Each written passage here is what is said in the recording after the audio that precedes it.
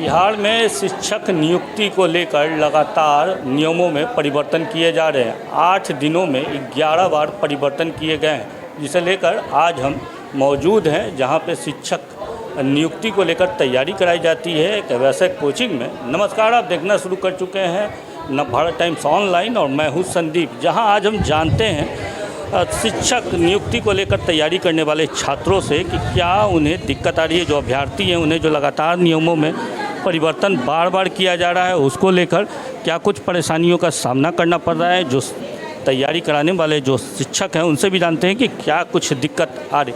अभी लगातार परिवर्तन हो रहा है शिक्षक नियुक्ति को लेकर, जो नियम बनाए जा रहे हैं उसमें आपके जो अभ्यर्थी हैं उनसे क्या कुछ सवाल निकल के आ रहे हैं। एक्चुअली ये हमारे मुख्यमंत्री जी नीतीश कुमार जी का ये शिक्षक बहाली नहीं है। एक्चुअली ये पब्लिक को बेवकूफ़ बनाने का एक तरीका है।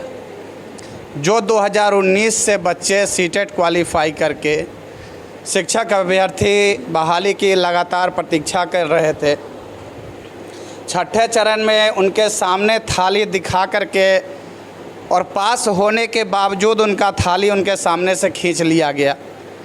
लगातार 4 साल प्रतीक्षा कराया गया और ये उसके बाद ये तुगलकी फरमान की नहीं, बीपीएससी के आधार पर एग्जामिनेशन कंडक्ट कराया जाएगा। शिक्षक के अभ्यर्थियों से उनके अपने वास्तविक सिलेबस को छोड़ करके और कंप्लीट पीसीएस वाले सिलेबस पर उनसे परीक्षा लेना एक तो पूर्ण रूपेण अन्याय है कि उनके अपने विषय को छोड़ दिया गया।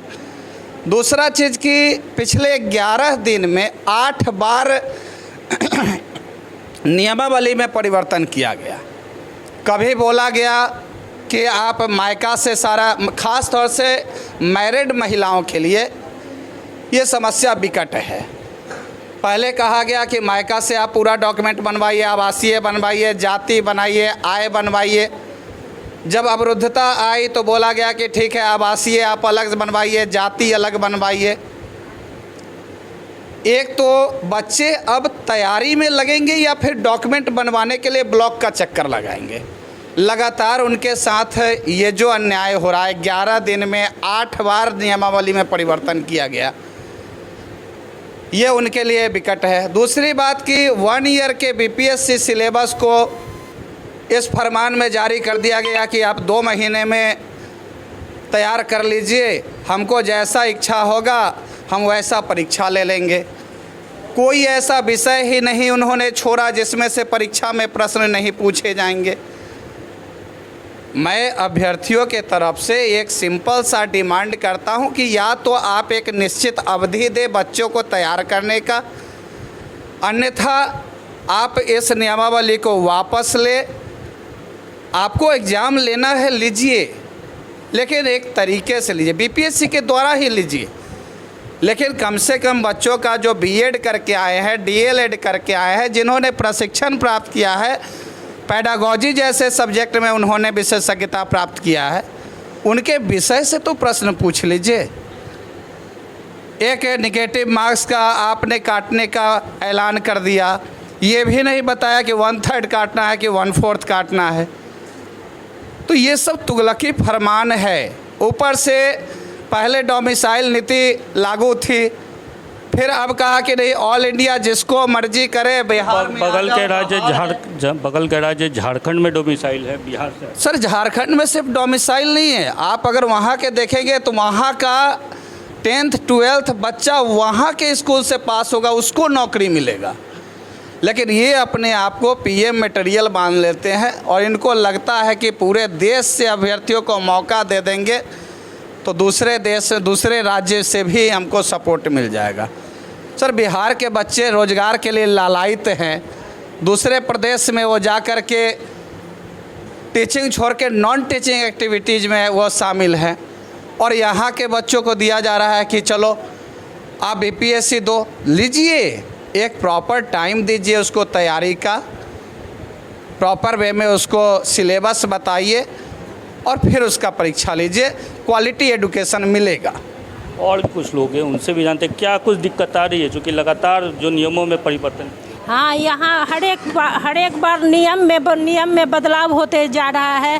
पहले नियम आया गया कि मतलब ये मैके से बनवाओ, फिर ससुराल से बनवाओ, फिर ऑल ओवर इंडिया से यहाँ पे कैंडिडेट को बुलाया जा रहा है, जो कि हम लोगों के लिए परेशानी का ये कारण बनता जा रहा है। हम लोग लगातार पढ़ाई कर रहे हैं, तैयारी कर रहे हैं, मेहनत कर रहे हैं, दिन रात लगे हुए हैं इसके लिए, लेकिन नीतीश सरकार पर एक बार भी महिलाओं के प्रति एक बार भी उनके जवाबदेही नहीं बनती है कि माने हम औरतों का भी कल्याण करें और सबका करें। जबकि यहाँ पर मेरिट की कमी नहीं है, सभी लोग दिन रात पढ़ रहे हैं, लेकिन नीतीश सरकार एक बार भी ध्यान नहीं दे रही है इसके लिए। तैयारियों पे कितना असर पड़ता है जब नए नियम आ जाते हैं? बहुत असर पड़ता है सर। एक तो दिमागी रूप से आदमी पहले ही से ये है कि इतना सारा सिलेबस में मतलब सब्जेक्ट डाल दिया, एक भी सब्जेक्ट छोड़े ही नहीं है, समझे, और 2 महीना का टाइम दिया। उसके बावजूद फिर से अलग अलग तरह से कल अब ये डोमिसाइल हटा दिए, बोले कि अदर स्टेट भी भर सकता है।